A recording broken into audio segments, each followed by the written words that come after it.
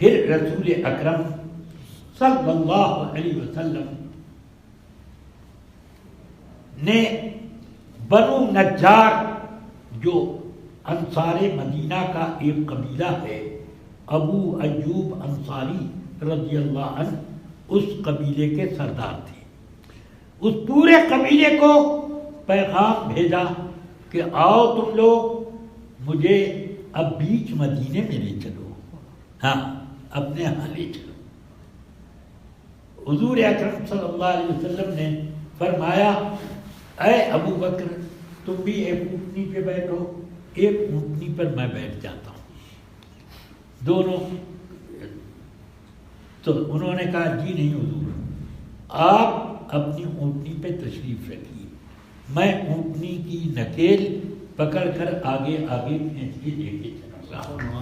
تو فرماتے ہیں بخاری شریف کی روایت میں ہے فَجَاءُوا مُتَقَلِّدِينَ سُيُوفَهُمْ، سب بنو نجار ہی نہیں انصار کے اور خاندانوں کے لوگ بھی تلواریں حمائل کر کر کے سب آئے آقا کائنات کو لے جانے کے لیے۔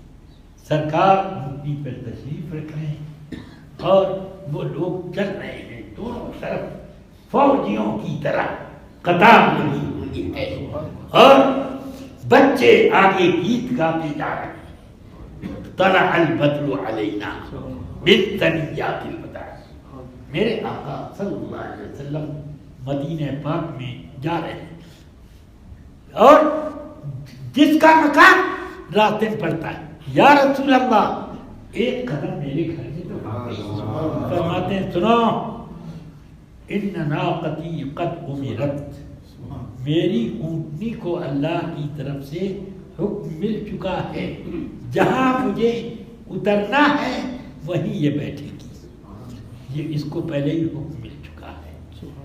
تو حضور چلتے رہے، لوگ گزارش کرتے اور حضور یہی جواب دیتے، اور جیسے ہی ابو ایوب انصاری کا دروازہ آیا ہم سے بیٹھ گئی وہ اونٹنی، اور ابو ایوب انصاری رضی اللہ عنہ بالکل ایک ان کے اوپر تو وہ اس کی وارفتگی طاری ہو گئی کہ کبھی اونٹنی کی پیٹھ چومتے ہیں، کبھی اس کے پاؤں چومتے ہیں، کبھی اس کا منہ چومتے ہیں کہ کیا تو نے میرے اوپر کتنا بڑا احسان کر۔ آقا کائنات نے ان کے گھر قیام فرمایا، پھر بنو نجار کے خاندان کے سب لوگوں کو بلایا کچھ دنوں کے بعد، فرمائے یہ جو باغ ہے ابو ایوب انصاری کے گھر کے سامنے والا یہ باغ جو ہے، یہ باغ سامنونی ھذا الحائط، اس باغ کی قیمت مجھ سے طے کرو۔ سرکار نے سے صحابہ نے کہا نہیں، کیا آپ کریں گے یہ بتائیں کہ میں مسجد بناؤں گا۔ مسجد بنے گی یا رسول اللہ، ہم سب ویسے ہی دیتے ہیں، لا نطلب ثمنہ الا من اللہ، اس کی قیمت آپ سے نہیں لیں گے، اللہ سے۔ سرکار نے فرمایا دیکھو یہ پرکھوں سے چلا آ رہا ہے، تم لوگوں میں وراثت کا باغ ہے، اس میں بہت سے نابالغ بچے بھی ہیں، وارث ہیں، اس کا حصہ ہے، ان کو نابالغوں کو وقف کرنے کا حق ہوتا ہی نہیں، اس لیے ان کو دام دینا ہی پڑے گا، دام طے کرو۔ حضور نے ان لوگوں سے دام بہت اچھا دام طے کیا، اور طے کرنے کے بعد وہ صحابہ جو بڑی بڑی عمر کے تھے، جتنے تھے جوان، سب نے کہا یا رسول اللہ ہماری قیمت تب نہیں جائے گی۔ تو وراثت میں ان بچوں کا جتنا حصہ ہوتا تھا سرکار نے اتنا دام سب کو دے دیا، سب کو، بچوں کو، باقی بڑے بوڑھوں کی طرف سے، جوانوں کی طرف سے، مردوں کی طرف سے، عورتوں کی طرف سے، سب کی طرف سے وہ وقف ہو گئی، سمجھ گیا وہ بات۔ اب وہاں پر میرے آقا نے مسجد بنائی، سمجھ میں آئی بات؟ درخت تھے. سیدنا انس بن مالک فرماتے ہیں کہ اس میں جتنے درخت تھے سارے درختوں کو حضور نے کٹوا کے ان کو ترتیب وار ایسے کر کے قبلے کی دیوار کی طرح سے قبلے کی طرف وہ سب درختوں کو ملا کر کھڑا کر کے دیوار بنا دیا. سمجھ گیا؟ وہ قبلے کی دیوار ہو گئی. اور پھر رسول اکرم صلی اللہ علیہ وسلم نے کچھ پتھر اٹھائے، فرمایا تم لوگ بھی اٹھاؤ، اور پتھر سے کچھ اور دیوانے ادھر ادھر بنے رہے، کچھ پیلر بنے آڑے پیچھے سب پتھروں سے. اس وقت حضور رسول پاک صلی اللہ علیہ وسلم پتھر اٹھاتے تھے تو سینے مبارک پر دھول جم گئی تھی اور رجز پڑتے تھے. ہاں، میرے آقا رجز پڑھتے تھے کہ ہاں. تو اب اس کے بعد حضور کی نظر پڑی سیدنا عمار ابن یاسر رضی اللہ عنہما پر. وہ سب لوگ ایک ایک پتھر کاندھے پر اٹھا کر لاتے اور وہ دونوں کاندھوں پر پتھر اٹھا کے لاتے. تو حضور صلی اللہ علیہ وسلم ان کے پیٹ سے گرد و غبار چھاڑتے جاتے، کہتے ہیں ویحک یا عمار تقتلہ الفئۃ الباغیہ یدعوہم الی الجنۃ ویدعونہم الی النار.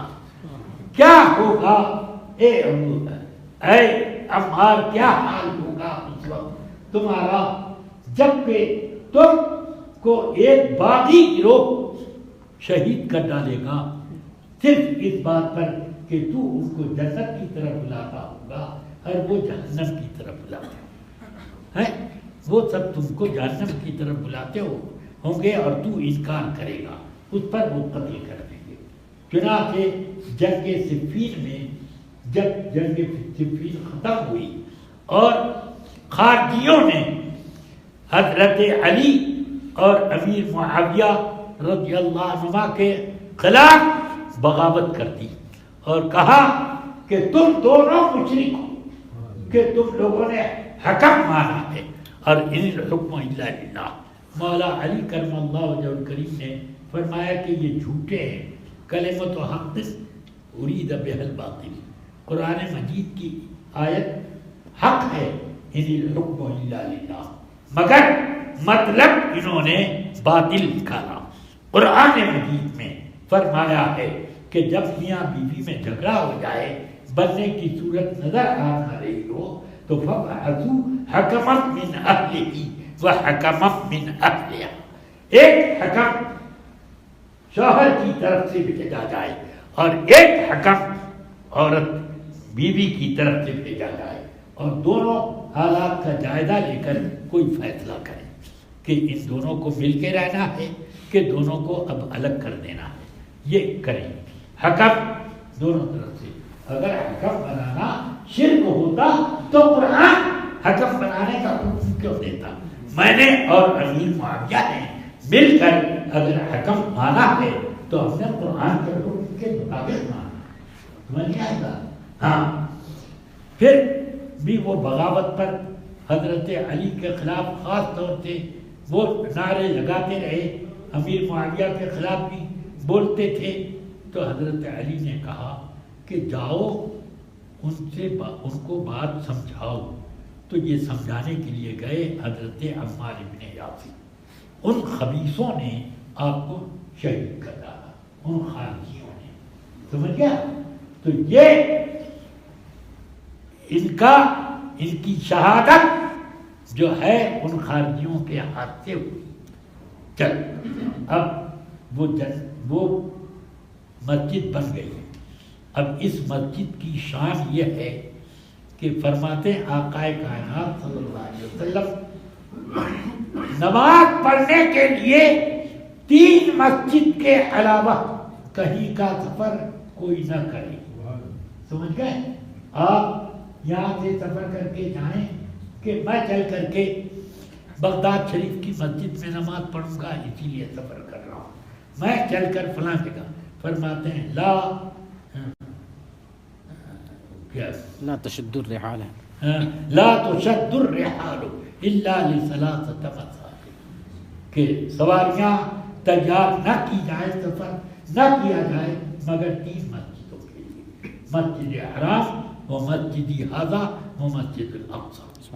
یہ 3 مسجد ایسی کہ آپ اس مسجد کے لیے سفر کرو، کوئی گناہ نہیں۔ کیوں کہ وہاں پر بھی فرمایا میرے آقا نے کہ مسجد حرام میں نماز پڑھنا 1 لاکھ نماز کے برابر، ایک نماز کا ثواب 1 لاکھ۔ میری مسجد میں ایک مرتبہ فرمایا 10,000 نماز کا، پھر دوسری مرتبہ 50,000 نماز کا ذکر کیا۔ اور حضرت شیخ محقق مولانا عبداللہ مسجد دہلوی رحمۃ اللہ تعالی علیہ فرماتے ہیں 50,000 گنتی میں ہے، سمجھ میں آیا؟ مگر یہ کوانٹٹی کے اعتبار سے اور کوالٹی کے اعتبار سے یہ 50,000 لاکھ سے بھی بڑھ کر، ہاں فرمایا یہ ایسے ہی ہے کہ 1 لاکھ دینار اور 50,000، 1 لاکھ درہم اور 50,000 دینار، تو 50,000 دینار 1 لاکھ درہم سے بڑھ کر، سمجھ میں آیا؟ چاندی کا سکہ اور سونے کا سکہ۔ تو یہ میرے آقا سرور کائنات صلی اللہ علیہ وسلم کی مسجد کی شان ہے، اور وہاں میرے آقا سرور کائنات کا یہ نے حدیث میں فرمایا نبی زمین کے جس حصے پر وفات پائے وہیں پر ان کو دفن کیا جائے۔ تو میرے آقا سرور کائنات صلی اللہ علیہ وسلم کی وفات اسی حجرہ عائشہ میں ہوئی، جو مسجد نبوی شریف سے بالکل سٹا ہوا حجرات کا، سمجھ گئے؟ بیچ میں ایک دیوار تھی، دیوار، اور اس دیوار میں دروازہ تھا کہ ادھر سے جب پہلا قدم ادھر رکھیں تو مسجد میں پہنچے، اور ادھر سے جب پہلا قدم ادھر رکھیں تو حجرہ عائشہ میں پہنچے۔ یہ اس طرح پر تھا وہ دروازہ۔ اور جس جگہ میرے آقا سرور کائنات صلی اللہ علیہ وسلم نے وفات پائی، ٹھیک اسی جگہ آپ کا مرکز شریف بنا۔ سمجھ میں آئی بات؟